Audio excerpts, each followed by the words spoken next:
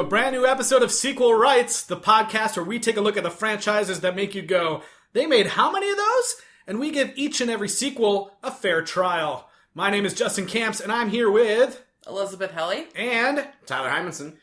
Welcome, you guys. Before we get started here, I just want to say a quick welcome to all of our new listeners. We got a bunch of new listeners last week when we kicked off our species talk. Talking Species. Yay. Spin-off podcast. And we are... Hello, new friends. Yeah, we're so excited to have you guys. Welcome. Hope you're enjoying the show. And, so tonight, or in the morning, whenever you're listening to this, we are Time agnostic, sir. We are going to be talking about Species 2. Let's give a little bit of background on this before we do our dive in like normal. This movie, sequel to Species. I don't know if you know that. Did you know that? I read about this. I did, yes. Okay, you guys knew that? Okay, yeah. The year is 1998. It's been 3 years. Correct. It's been 3 years. This one is directed by Peter Medak, who is not the same director as the first one, but pretty prolific director nowadays. He has done some amazing things. He's done a lot of good work. Yeah. Look him up. We're not going to tell you what he did. Just look it up, okay? We don't got time for this. Take our word for it. So directed by Peter Medak, written by Chris Brancato. I don't know if that's how you say his name. But other than that, we got a lot of returning characters here. We got Michael Madsen, Natasha Henstridge, Marg Helgenberger, and that's it. That's it. Who's a lot? Three's a lot. Three's a lot. Yeah, those are some pretty main characters coming back. That's more than Return for Problem Child 3. Yeah. No, I guess maybe I'm wrong there. Yeah, I don't know. Yeah, that's true. Don't forget Murph. Murph. Yeah, you got Godfrey, you got Murph, you got Jack Warden. So yeah. All right. Anyway. So yeah, Species, premiered in theaters in 1998. Went on to not make nearly as much money as the first film. No, everyone was disappointed with this movie. Yeah, for multiple reasons that we'll probably get into. Yep. And actually, why don't we just get into it right now?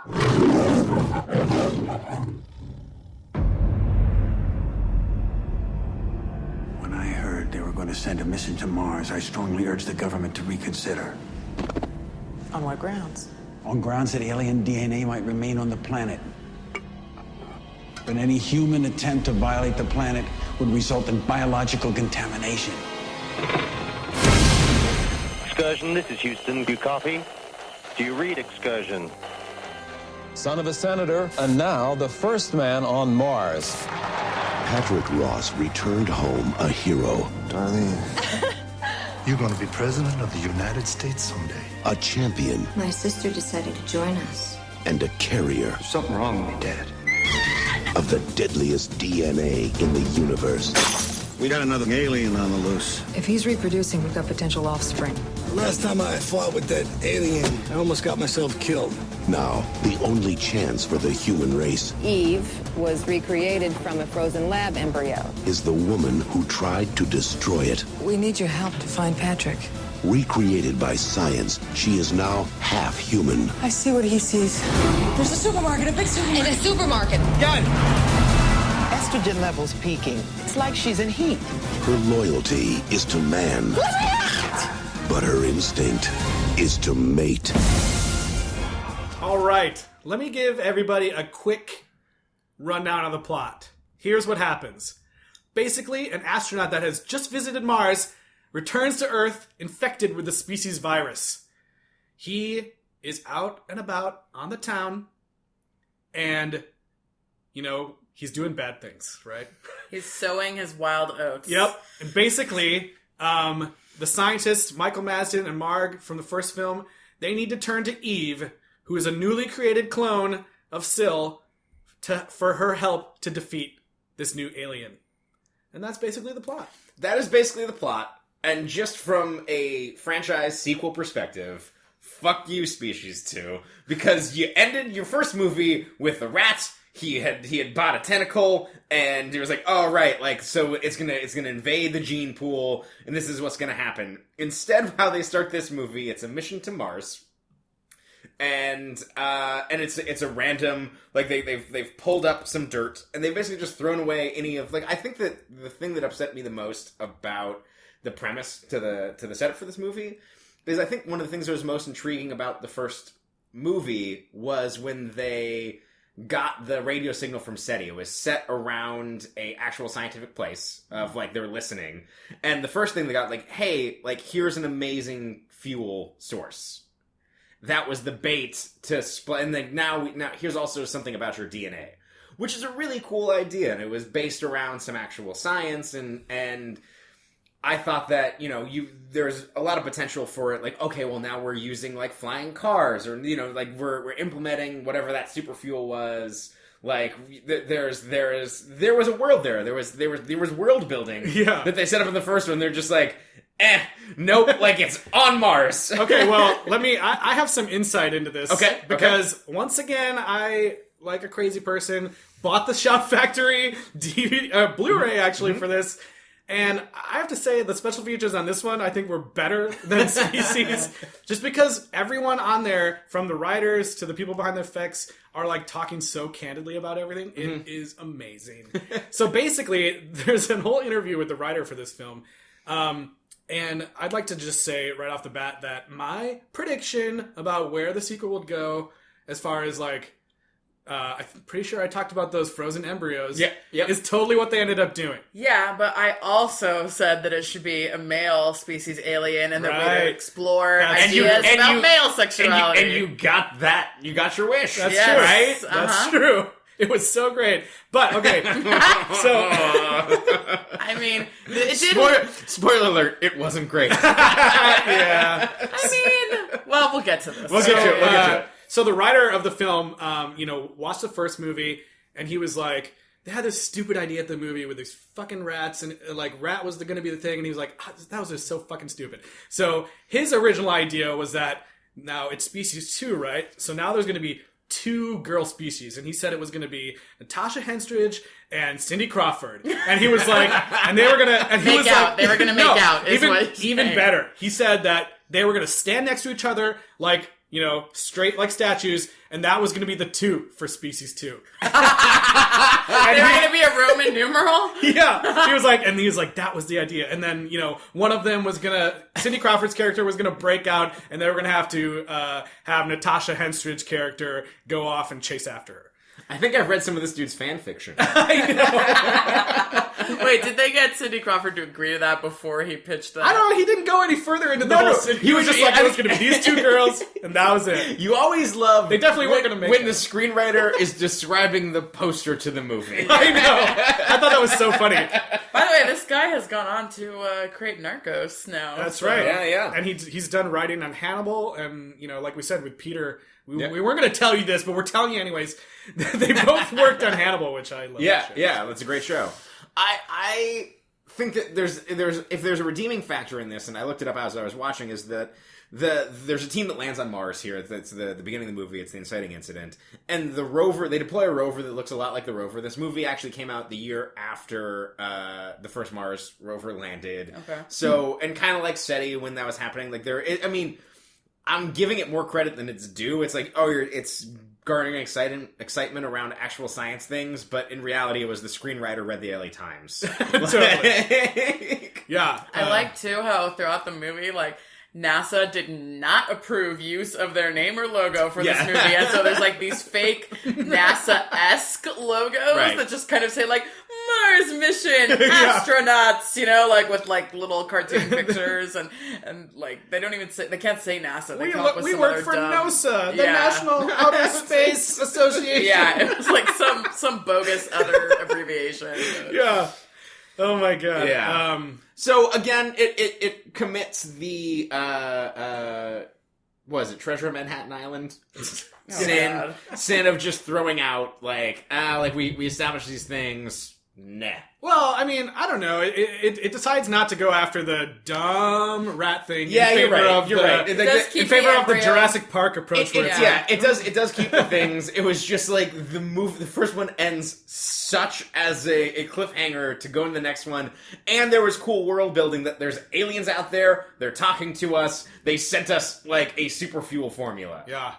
Instead, they go off to Mars, and they should have really listened to Peter Boyle. Yeah. Who's in the movie for 2 seconds. Peter That Boyle. whole subplot was so... I feel like... Peter Boyle was an old-timey scientist who had said there was bad life that had killed everything on Mars. Yeah. Basically, he said don't go to Mars. Basically, we trade distant, super intelligent alien race for there was a Martian genocide hundreds of years ago, and the thing that killed the planet is the same species that reached out to us through radio signal. And only I knew about it. Yeah. And so he's in the crazy house because the government was like, he told him, don't go to Mars, like it's contaminated.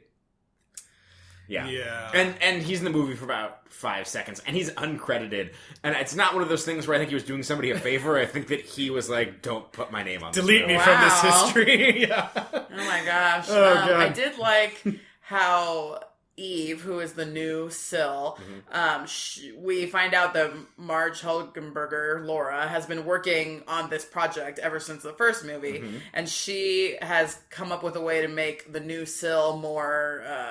have less of all her crazy urges, and they keep her in a facility that is all women, and they never allow her to see any men. Yeah. And her and Eve actually have kind of like a nice relationship. Yeah, they seem like they're friends. Laura says, I took this job to make sure that you wouldn't be like used in a bad way, and that we could just research you for good and not for use you as a weapon. And they have kind of like a nice, almost parental type relationship. But in the beginning, when it's like it's an all women facility, I was like, this is great. This is going to be like a lesbian power thing. The women are going to take over. The military men are pressuring Laura, and I was like, they're all going to kill the men. And that's an episode of the L Word that I really want to see. Me too. I love that every time like one of the guys showed up, she'd be like, "What the fuck are you doing here? Get the hell out of here!" She told them. She was like, she no can't even men. look at you. Yeah. She said no men, and then this fat general guy keeps, the worst dude in the movie. He keeps purposely breaking her rules to like mess up her projects. Yeah, what was up with that guy? He was always like, did you see him filing his nails in the helicopter? Yes. Like, yeah, we'll pursue her, whatever. We'll jump in when I feel like it. It's basically this giant fat dude who looks like Brian Dennehy. He has a big scar with a big across sky one eye. and like a milky eye. He's like the sloth avatar of misogyny. I'd like to say that, but he's not the most misogynistic thing about this movie. But yeah, it was so weird because he kept trying to foil the plans that were good for some reason. So the other thing that I thought that I didn't quite get was, so Eve is locked up in this thing. She's not supposed to like see any men or be near men or whatever. But the whole friggin' time she's sitting there watching TV. She's watching baseball. She's watching baseball and she's watching Dukes of Hazzard, which leads to one of my favorite lines of the film where, like, you know, spoiler alert, she escapes at some point. Yeah. And she runs out and hops right in a car and drives off, even though she's been locked in this cage the whole time. And Michael Madsen's like, how the hell does she know how to drive? And Marg's like, her favorite show's Duke of Hazzard. Sorry, the Dukes of Hazzard. And he goes, fan-fucking-tastic. Which I thought was just so great. I also wrote down that line. I mean, one thing that I will give the movie some credit for, or at least the franchise some credit for, is that Laura's lab is supposedly set up to safeguard us against alien attacks, study Eve, and understand this alien more, which is a thing... Yes, it's incredibly stupid, like, oh, this thing that almost killed me, let's grow another one. But it's only after Colonel Brian Dennehy comes in and forces the project off the rails that she actually becomes a threat. So, like, there is some world building there. It's just not the world building that I wanted to see. I also love, speaking of the TV thing, too, like, when she escapes, like, you know, very briefly earlier in the film, they're like, oh, she's watching baseball, whatever. And then, like, one of the key aspects of her escape is she jumps out of her cage, she busts through this window, and then, like, in this, like, slow motion scene, she has a baseball with her this whole time. You're like, why is she holding that baseball? What the fuck? And, like, this, one of the female guards is, like, running to hit the, like, emergency button, like a doof. And she, like, does slow motion, throws the baseball right at her head and hits her in the head. And it's, like, this amazing scene of, like, oh my god, she got her right before she's about to hit the button. And I was like, oh, so that's why she's watching baseball in that film earlier. It's just so stupid. Like, it's so dumb. Whose idea was that? It was kind of funny because I happened to mention in the first film And that... do they write for heroes? Oh my god. In the first film, I was saying they never really explored the fact that Syl was half human. But this time with Eve, like, she specifically says, like, hey, stop torturing me. Don't forget that I'm half human. You're testing weird stuff on me. And her half-humanness does come into play, and the relationship that she had with Laura comes into play later. So I liked that part. Yeah, I love too so Patrick, the astronaut who is the one that gets infected. I love that, you know, this film pretty much has the same plot where it's like our gang of heroes are running around and they're like, no, we gotta stop people from fucking. Everyone's fucking. No, he's fucking everyone. Stop. He's on a fucking rampage. Everyone's having sex. We gotta stop it. He's on a literal fucking rampage. we gotta stop him. Yeah, and there's like, oh yeah, first he's like, no, we gotta stop him from fucking. Oh shit, we gotta stop her from fucking. Oh, we gotta stop the other dude from fucking. Oh no, he's fine. He's fine. His blood is fine. Chill. He can fight with us now. Yeah. Oh, we gotta stop him. He's fucking everybody.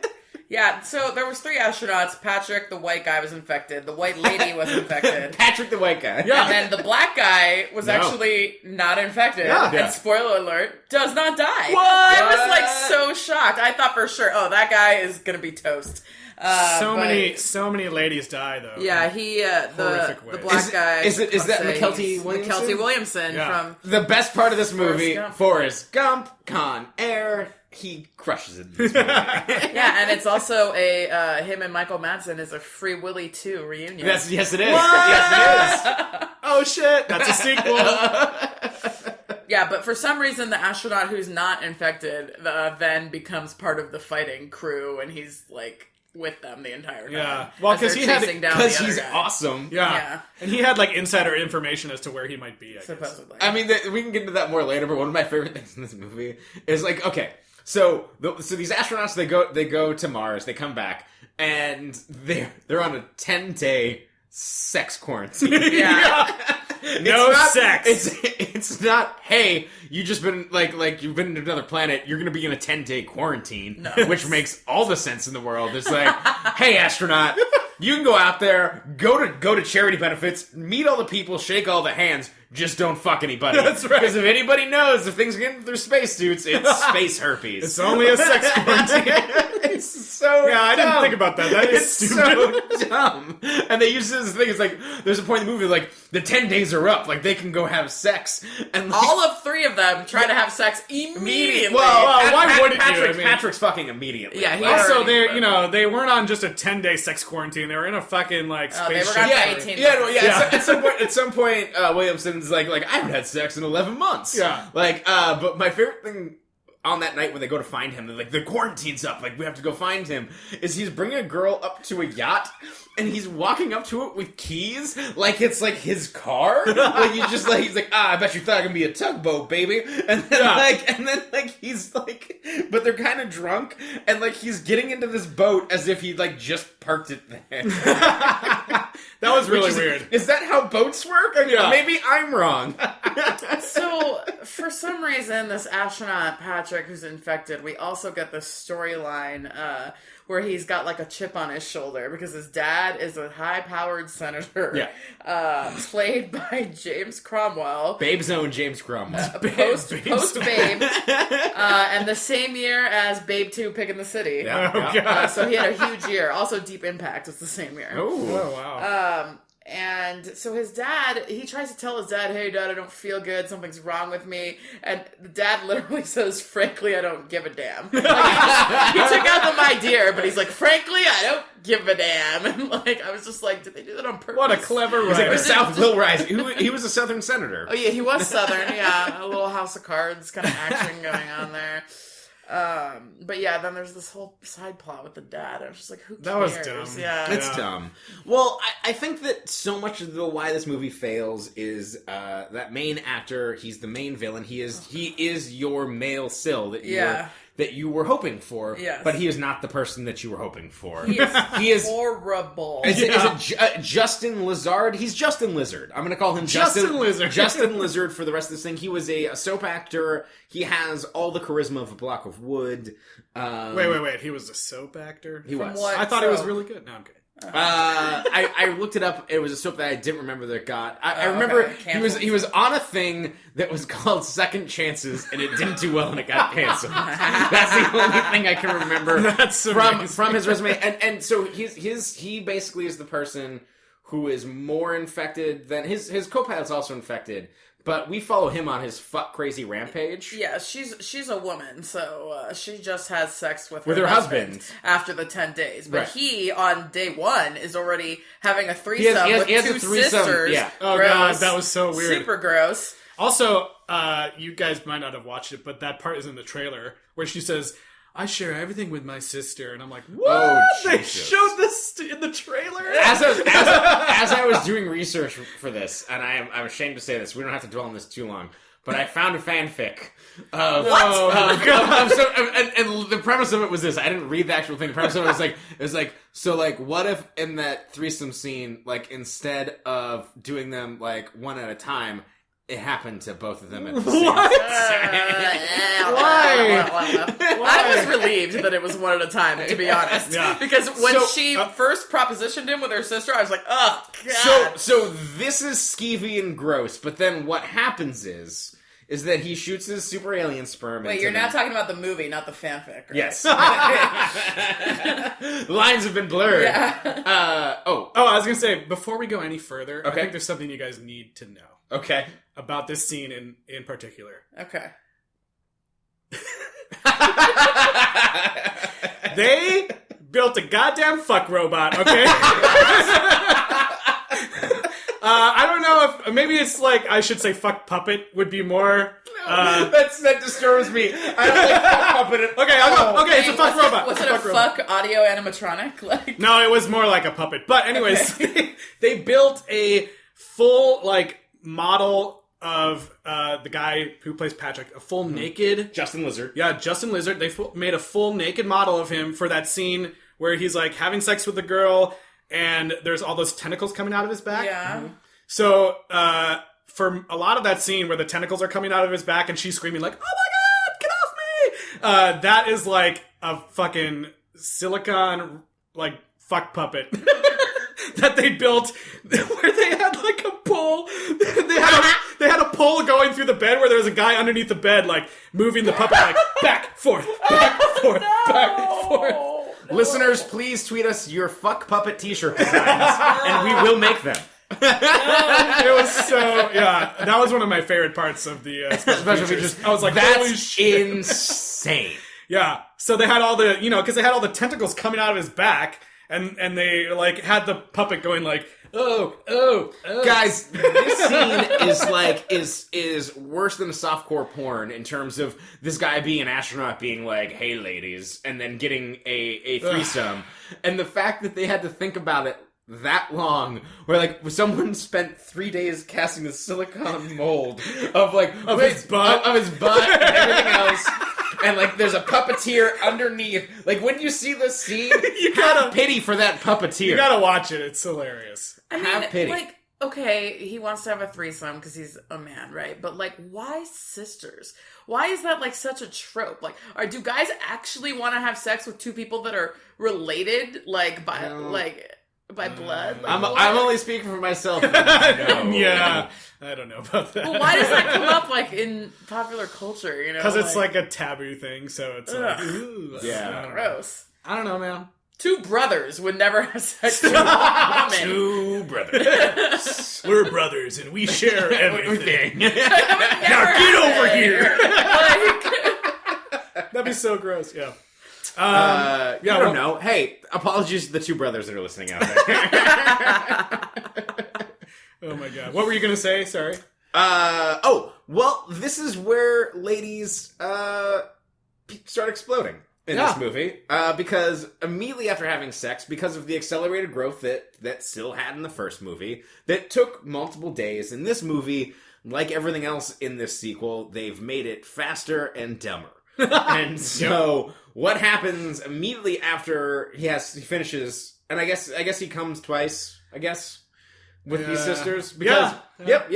The first one's done. There's no refractory period. He's just like, yep, like we're gonna... Next, sister. Yeah. That's what happens. I've got a number 73 up. Yeah.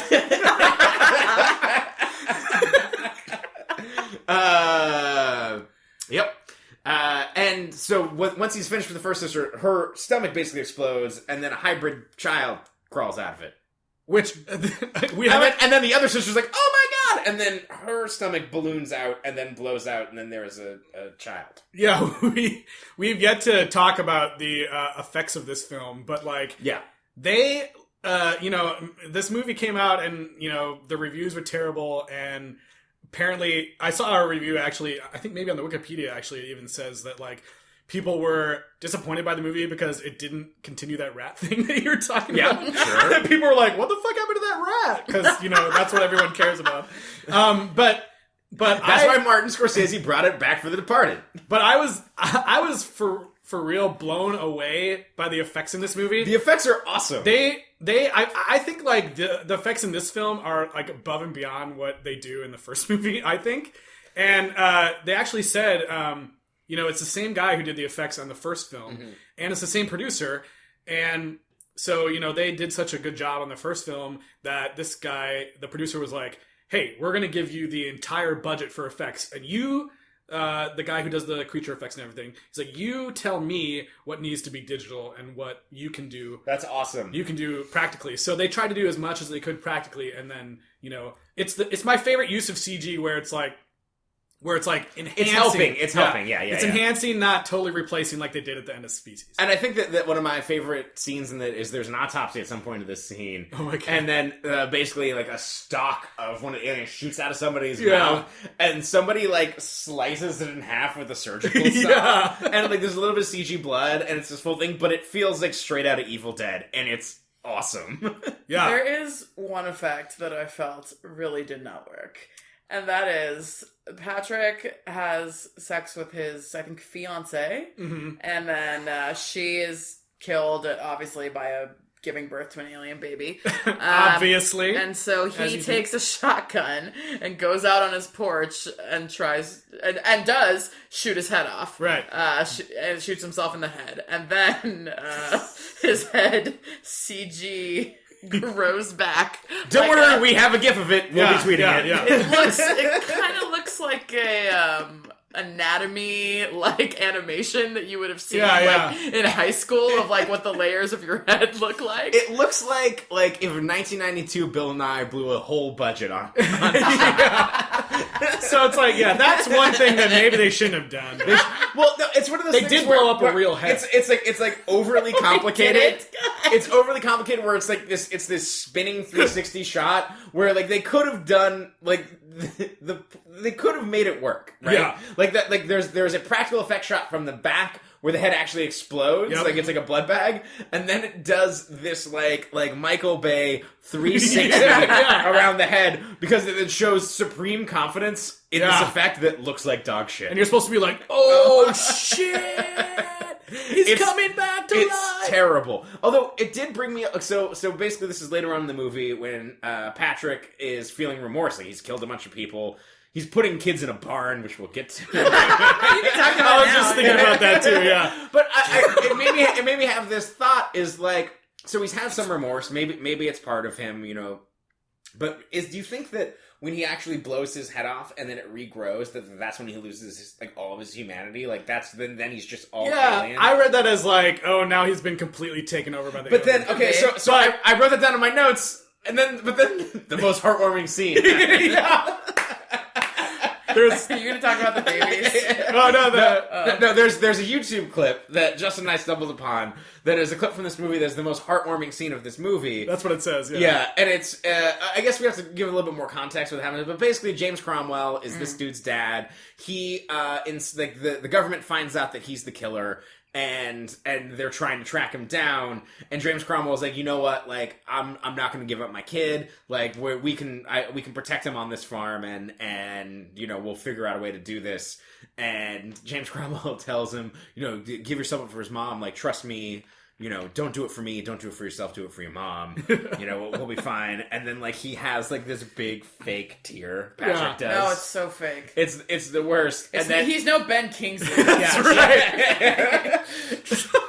And then he goes to hug Cromwell, and which is confusing because there's another character named Cromwell in this movie. That's right. Really what? Confused me. That's right. What the fuck? But then like tentacles come out of his tummy, and then out of James Cromwell's mouth. Yeah, and he fucking kills him. Yeah. So like I think that's false humidity. Like I false humidity is what I just said. God, it's humid in here. It's quite dry. It's quite dry. No, it's not. So, but I mean, that was kind of a cool thing. I do think the shotgun thing, like, to go there where he was going to kill himself, is like an interesting, like, I'm a monster, I'm a hybrid, and I think that when he gets taken over, it is the moment where he becomes, you know, fully this predator. Yeah. It should be cool. There's a lot of things in this movie that should be cool, but again, it's played with dumb overconfidence in that shot, and it becomes stupid. Yeah. Like everything else in this movie. We were talking earlier about some of the things that carried over from the original film. And interestingly, one of the species powers came over from the first film, where they can sense when someone's like, something's wrong with someone, or someone's telepathy, sick, which I said would not carry over. Yeah. Yep. So, like, you know, there's a part that's actually in the film where the astronaut that's with our gang, like, is like talking to Eve and kind of like eyeing her up, and she starts eye him up, and then they like put their hands on the glass, and she backs away like, oh, because it turns out he has the gene for sickle cell anemia or whatever. Yeah, that's what they say, but like, it's also he's black. Well, okay, okay. Now hold on. There is a deleted scene. Okay. Where he calls attention to this? No. But I don't know if you guys watched it. I put it in the links. But there's a scene in the film where, you know, Patrick's on his rampage of, like, at a certain point, it's just like, all right, I've had sex with all the people I know, so I'm just going to go get hookers and strippers and you know, anyone who'll have sex with me. So there's a scene in the film where he's like at a strip club. There's a long scene where they're dancing or whatever. He flashes some money to the stripper, and then I think the next scene you see is him like carrying her dead body out to the forest to bury it. But by the way, the establishing shots of the hookers and the strippers are gratuitously long for no reason. Exactly. Like, we get it; they're hookers, but they show it. Sorry, is that what you were going to say? No. Oh, okay. But yeah, they first show us like 2 to 3 minutes of stripper and hooker footage before he picks one. Yeah, but so there's a deleted scene on the. You can find it online too. We could put it in the links in the show notes. But there's a scene where it shows him taking that stripper up to a bedroom. And they start making out and everything, and they're like about to like take their clothes off, and all of a sudden he backs away and sits up all like, something's wrong here, but doesn't say anything. And then she sits up and she says something like, I'm just as good as any other girl, because it turns out that she's a transsexual stripper. Oh. And she's like, come on, whatever, fun is fun. And they lay back down, and he like gets on top and like snaps her neck. Because he can't put a baby in. Exactly. He can't impregnate a man. But I just thought like he doesn't try harder. Yeah. He doesn't like take her clothes off and notice or anything. He just has this sense that like, wait a minute, this is a guy. Speaking of things that carry over from the first film, there is an interesting parallel when Patrick eventually... Okay, so a thing that starts happening is that Eve has a psychic connection to Patrick. When he's fucking, she gets pleasure. And like you realize that, it's kind of like a gatekeeper, keymaster type of situation where they're trying to get together.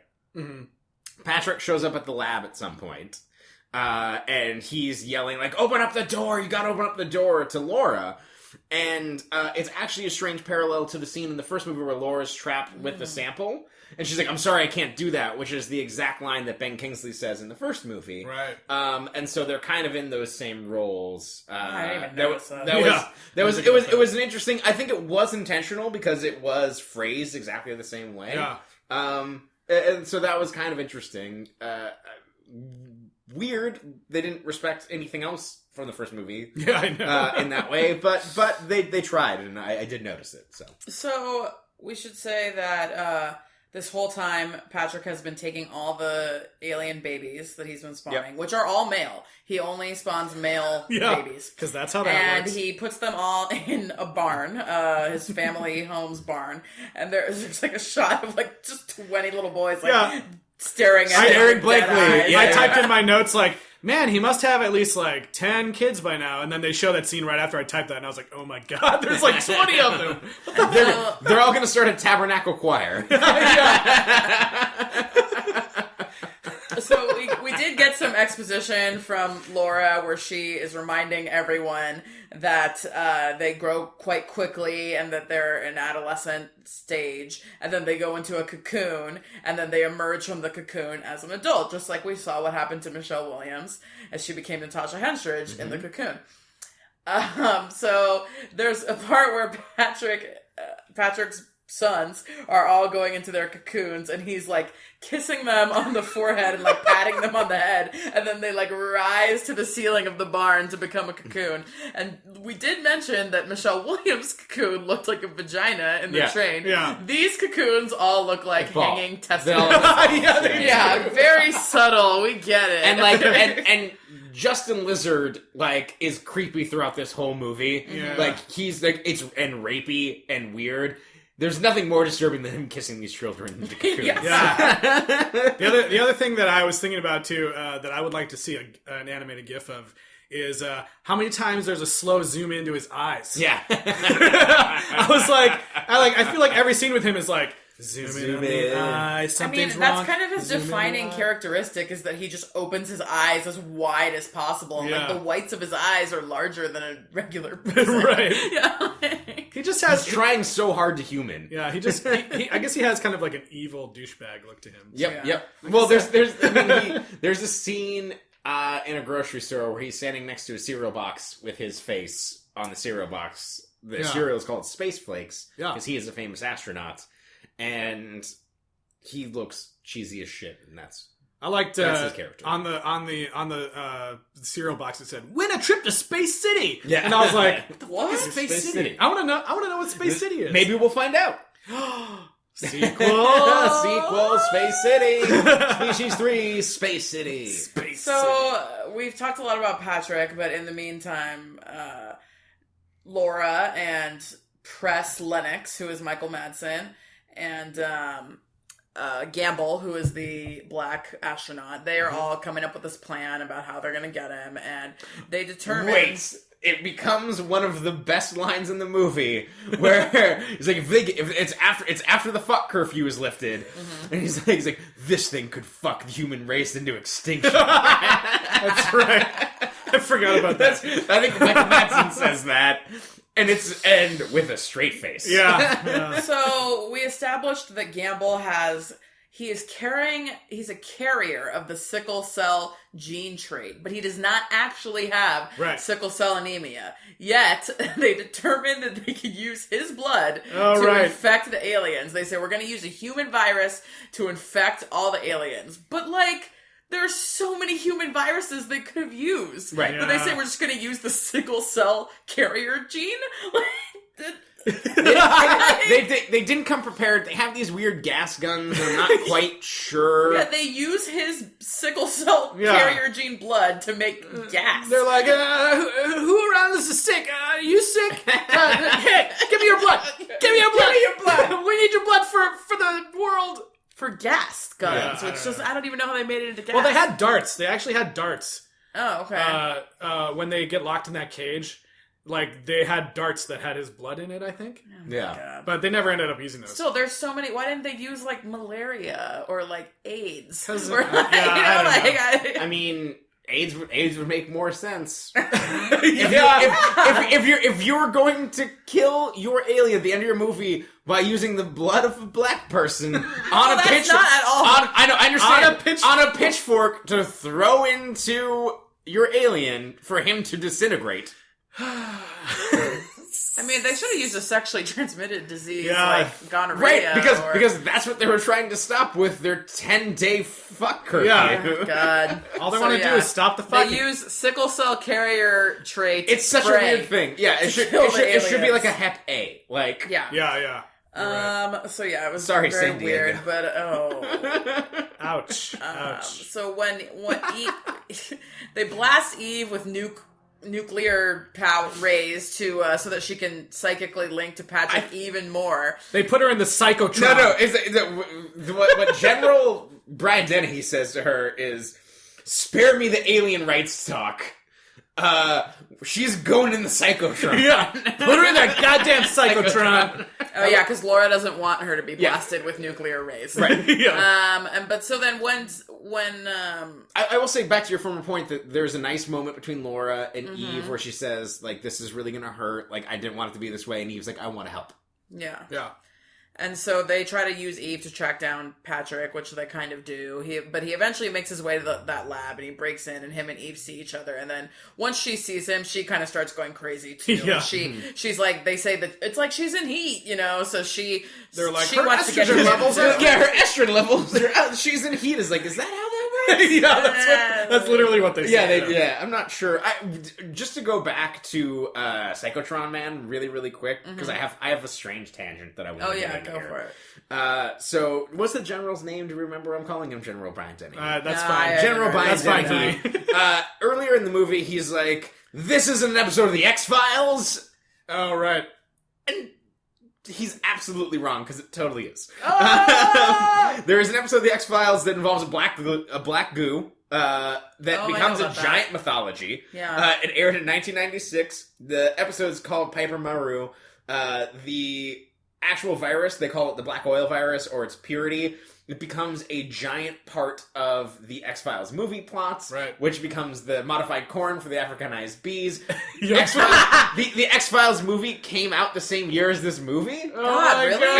And so this episode aired 2 years before, so he's like, this isn't an episode of the X-Files. It's like, it super is, and that episode of the X-Files is way better than the movie that you're in. I mean, the movie is basically that X-Files episode. Yep. The Venom story, and also the Venom story from Spider-Man the Animated Series. Yeah, and also like The Thing, basically. Yep. Where they're like, we gotta test everyone's blood, and mostly because the effects are good. Yeah, and the effects are very Thing-like. Yeah, that and an HBO softcore porn. Yeah. Goodness. That's a pretty good combination. That's a pretty good you know what? combo. I'd see that movie. Yeah. Now we're talking about it. You know what? Like, let's invest. I'm gonna see that. So Eve gets super strength because she's in heat. She escapes. Patrick escapes. Which they all meet at the barn. Yep. Go ahead. Oh, and there's a scene where she jumps out of the glass, just like the first movie, right? With the baseball. But Natasha Henstridge did all the stunts for that. Yeah, impressive. I do have to say, I thought that her acting was a lot better. She took a lot of acting classes, and she really improved. She's good in it. She has gravitas. You have empathy for her, and she is in this lady laboratory where they're only putting her in short, clingy dresses the entire time. They put her in a machine that's like the straps are like placed to cover her boobs. They cut straight from like the astronauts are returning to the scene of her strapped in that chair. Yeah. And I was like, whoa! They put her in like a Barbarella chair. That was ridiculous. This movie is taking a turn. But all that being said, she's being hypersexualized, and she is like, you have empathy for her when they put her into the psychotron. Mm-hmm. You know, you're like, oh, like I don't like this is gonna hurt her. I don't feel good about this. Yeah. Should we die? Let's cut to the ending here. Yeah. So they trace everybody back to the barn where Eve and Patrick now are. But I think another one of my favorite lines was when Press Lennox walks into the barn and sees all the testicle cocoons, and he goes, "Welcome to the maternity ward." Dramatic pause. From hell. Oh my god! I rolled my eyes so hard. I was like, really? I also have that written down. I wrote that down too. I was like, fuck this from hell. I just love how the pause was so dramatic when he said that. Anyways, they start using the sickle cell spray to kill all the cocoons. They're like, it's working! It's working! Yeah. And then just like that. At some point, Eve and Patrick finally get together and we start watching alien sex. And Patrick looks like a Resident Evil monster. Yeah, when he fully turns into an alien. Yeah, they have they created this insane puppet that has fuck puppet.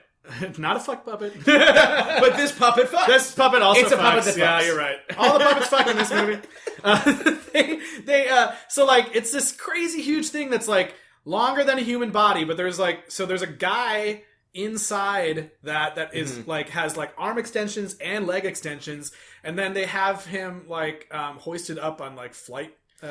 For people who don't know what this looks like, it has basically kind of a human head that's on an elongated neck, almost like on a ball joint. Then it also almost has a cow rib cage. Yeah. And then it has an elephant body below that. Right. It's a fucking gnarly rig. And you're saying it's one dude in there? There's one dude and then 4 other people doing all the other stuff. That's crazy. But it's it looks really great. Yeah, That's cool. the main thing is here is that the head of it is real, the body of it is real, everything's real. There's even there's a crazy part where the head splits in half. Mm-hmm. That's all practical stuff. Yeah, it looks great. Yeah, and while I was watching it, I was like, how the fuck did they do this? So then we get to see one puppet rape somebody in practical effects. Oh god, that was so gross. So yeah, because at some point they're all being killed, and Marg Helgenberger yells out Eve, I know the human part of you is in there somewhere. Please save us. And then she's like, and then so she decides she doesn't want to have sex with the other alien anymore and tries to get away. She shoots about 12 spines out of her and impales this thing in 12 different ways. It's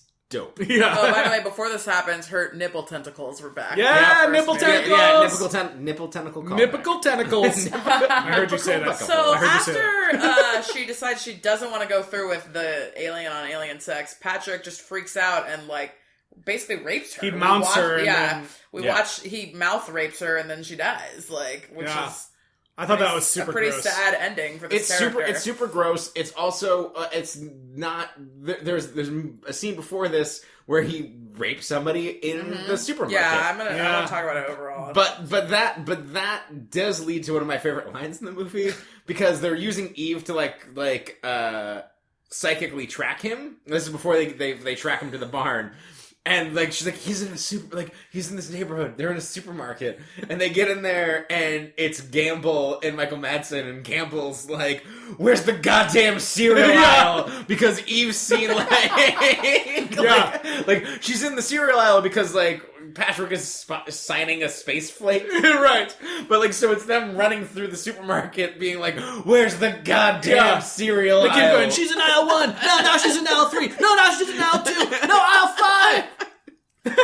So I had to pause the movie because I was laughing so hard. Pattern a real pattern of Justin Lizard being a real creep in this movie. Yeah, and so once he rapes and kills Eve, we get a really weird toe-to-head shot lingering of Eve, including showing her vaginal area. Yeah. And then it shows the outline of her labia and everything, and I was like, what? How can they show this? I guess because it's fake alien. They're it's all rubber. They're panning up in the alien vagina real slow motion. Yeah. I was like, ugh. It was really strange. Yeah.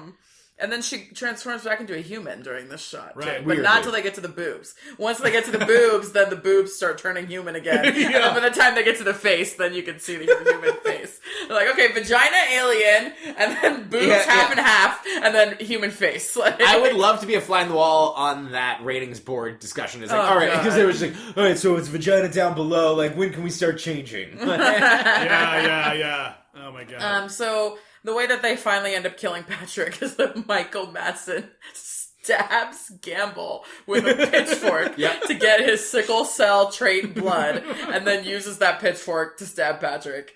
And he throws it at him it's so dumb. And all the babies were killed with the spray. Apparently. Or were they? Or were they? Go ahead. Can we talk about this fucking what the fuck, dumb ending. Wait, so before Can that we talk ending, about why is there a cat in an ambulance? Yes, I have a story. We should say that McKelty Williamson does get to fly away in a helicopter with a hot nurse. That's his true. happy ending. Which is awesome because he's just like, hey baby, like he's like, this is just what I need. Forget the other girl that he was gonna have sex with on the boat. She's who knows where she is. But, okay, so that was the happy ending. Did he rent the boat? How did that happen? Yeah. I don't know. I'm very concerned about this. He's an astronaut. Yeah. He probably has a boat. I don't know. Yeah, and then Lennox and Laura just go their separate ways. Like, the romance plot was not revived here. They did not have feelings for each other this time. Which they had amazing chemistry. Like, that's such a weird thing for them to be like, nope, like, no thanks. But I also, this is too much credit, but I also did think it was kind of like an interesting thing to show that, like, these people went through this horrible thing,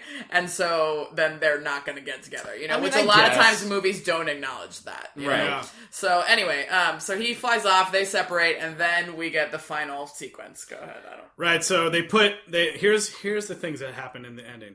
They put Eve on a stretcher in an ambulance, shut the door. Yep. They put her in. Nothing's weird. She's dead. She's dead. Here's the sequence of events, I think, as far as I can remember. You see her body laying on the stretcher. Covered in a hilarious amount of blood. Yeah, a lot of blood. A cat, out of nowhere, jumps on top of her. We see a kid first. Okay, I don't remember the order. Yeah. We see that there's somehow one of the kids survived. And is in the ambulance. Is in the ambulance just staring at her. And then a cat jumps on her chest out of nowhere. There's this slow motion shot of the cat looking around. Ambulance cats. Yep. And then, the very end, her stomach starts to bulge back up, and then it cuts to black as you hear an explosion, stomach explosion. And you hear her scream and she goes, as if she's alive. Yeah. So who knows if that'll show up in Species 3. Are ambulance cats kind of like those Dalmatians that live at fire stations? I wish. Yeah. That makes more sense. Well, here's... Dalmatian can at least find somebody in the rubble. Yeah, how is the cat going to help the EMTs? The cat... It makes no sense. There should not be a cat in an ambulance. So here's... I might make you guys watch this after we're done recording here, but, like, I wish I could share this special feature with you guys. So in the interview with the writer, he talks about this ending. He's like, okay, so here's what I wrote for the ending. The film ended, she's in the ambulance, we see her body, her stomach starts to bulge, and then it explodes and cut to black. That was the ending. And he's like, the studio loved the ending. They were like, oh, this ending's awesome. But during the filming, apparently there was a new president at the studio, and he started to get involved in, like, watching the cuts and seeing what was going on in the film. And he calls him up one day and he's like, hey man, I love your ending. It's so great. But you know what? You know what I think would be cool? What if one of the kids from the barn, like, survived and is in there? And he was kind of like, I don't think I like that idea because it makes any fucking sense. It makes our team look like they fucked up. Like, they were there killing all the kids, and what you're saying they missed them? All the kids were cocoons by that point. Yeah. Exactly. So and they should be adults. And he's like, so it makes our team look stupid. And he's like, the studio president was like, oh, well, I don't know, they could have missed one, whatever. And he's like, okay, fine. Well, I'll go tell the producer and see what they think. So he goes to the producer and he's like, oh my God, I just talked to the studio president. He gave me this fucking stupid idea. And he thinks there should be a kid at the end. And the producer's like, oh my God, that's the fucking dumbest idea I've ever heard in my life. Yeah. And then he goes, what I was thinking about the ending, when I was working on Friday the 13th, Part 8, there's a scene in that movie where a cat jumps in out of nowhere, and it fucking killed the audience. Like, every time that scene happened, the audience freaked the fuck out. He's like, so I want a cat to jump on her at the end of the thing. And now, and the writer is like, well, now I'm thinking, like, fuck. Now that's the fucking dumbest thing I've ever heard. Now I want to have that kid idea, and they're so bad, it sounds like genius. So he goes back to the studio president and basically says, like, hey, this guy wants this cat, and he's like, you know what? I don't care about his cat. I just want that kid in that fucking... I just want that kid in that ambulance. And so basically what happened is he's like, this was a confluence of the two dumbest ideas he's ever heard in his life, and they both are in the film for no reason. Oh my god, it's the dumbest. That's amazing. We will post that. That sounds awesome. I can't wait to watch it. It's so... No, we can't post it. It's a special it's on feature on the DVD. I'll try to see if it's online anywhere, but... Yeah. Okay. If I can find it for you guys, it's worth watching. Yeah. He says that he tells that story all the time. Shout out to Shout Factory. Just go buy the Blu-ray. Yeah, that's true. Species 2 on Blu-ray. Scream Factory. Yep. So, Scream Factory, overall, we said the first movie was like female sexuality, bad, scary, gonna kill us all. Yeah. Now we kind of have female sexuality compared to male sexuality in these aliens.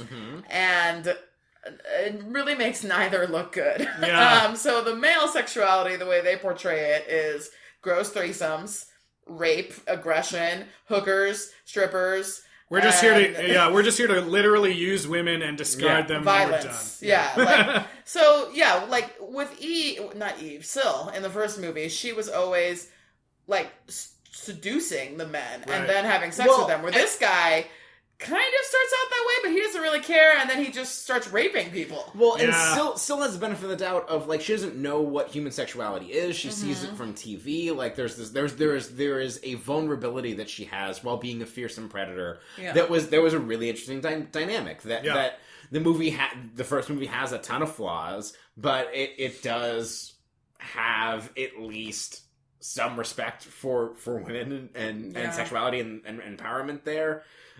Whether that ends up being misplaced by the end of that movie, this movie is just pure misogyny. Yep. Yeah.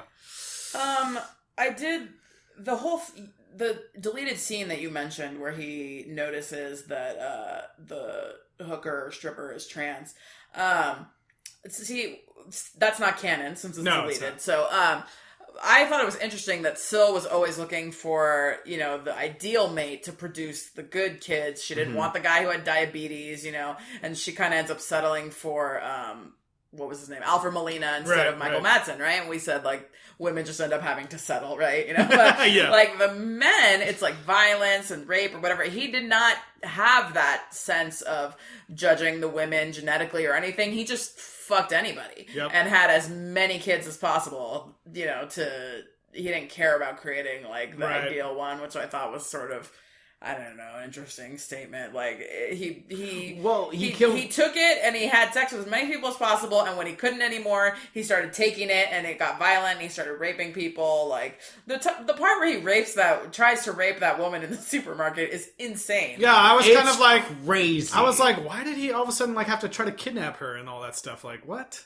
Yeah. He had already had sex with strippers and hookers before that. Yeah. And so I don't know why he like went after that random supermarket. It's like they went out of their way to put that uncomfortable scene in the movie, and I don't know why. Where she's just like screaming and people in the parking lot are just like walking by like, whatever. I mean, maybe they sort of took it as like people criticized us for, making female sexuality negative in the first movie, so in this second movie we're going to make male sexuality look even more negative than female sexuality by only showing like the worst possible ways that men can still somehow disrespectful. Not somehow, in the exact way. But he basically like, well, because he tried to rape the supermarket lady, she gets away, but then he rapes and kills Eve at the end, and that's it. Like, this character gets no anything. No, I mean, Laura kind of escapes, but I know, like, Syl or Eve, tried to show her human side and say, maybe I shouldn't let this guy kill the human race, and then she ends up getting raped and killed. I mean, I'm sure if this film was released now, there would be like this huge showdown between Eve and Patrick that would be way more intense than it was. Yeah. But at the time, they were probably just like, oh, we just have to have her fall over because the suit is heavy and the actress inside needs to lay down. I mean, the effects are really, really cool. Yeah. There are some actual interesting themes that are being played upon in the first movie that have, with sexuality and kind of weird alien like body things that end up with Splice or Black Hole, which is an amazing comic book that you should read that's better than watching Species 2. Yeah. And this movie takes everything, scales it up, and makes it dumber. Like, it basically takes everything, ramps it up to the point where it misses the point. Yeah. And I don't look forward to watching 3 and 4 because I don't feel like there's anything. What do we think?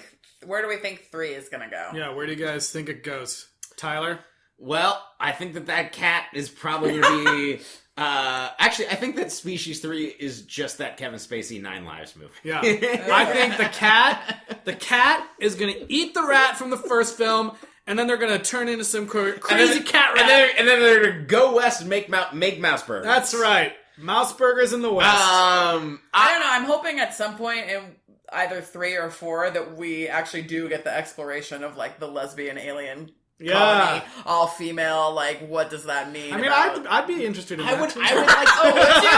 Would you, sir? I would like to know more about, like, the aliens that actually sent the message that had the super fuel. That's true. Like that's something. I feel like the Mars thing is such a cop out and such a waste of Peter Boyle, and it's boring. I mean, I have a feeling that they won't continue on with what actually happens in the ending, but maybe in the ending, like, you know, it was 2 species having sex, and they were talking about how, like, oh, if they had sex, then it would be 100% alien or whatever. Not really. Okay. Well, they basically said they won't be able to stop it. Well, that's okay. That's what they said in a stupid movie. Yes, that is what they said. That's what they said in a stupid movie where science doesn't matter. Yeah. But it would be interesting to see if, like, they actually follow through with that, and there's, like, some, you know, stronger baby born from that. But I don't think that's going to happen. I have no idea what's going to happen. Some sort of boss baby. Boss baby! I love that movie. I didn't see it. I'm he said that, and I just stared at him. Yeah, there was daggers in my eyes. I didn't see it. I'm joking, you guys. Yeah, I think that we won't get the world building that I want to see. I think that we will probably get I'm not sure Natasha Henstridge is in it. If we are, maybe it's her back to being, you know, femme fatale, fucking people up. Yeah. Okay. Well, you know what? We will find out next week when we watch Species 3. Looking forward to talking about it. In the meantime, though, I'd like to thank my brother, Jordan Camps, for the music at the top of the show. And I want to just say thanks again for all the new listeners this week. We hope you guys are liking the show. And you can give us feedback at where? sequelrights@gmail.com, or you can tweet us at sequelrights, or like us on Facebook at facebook.com/sequelrights.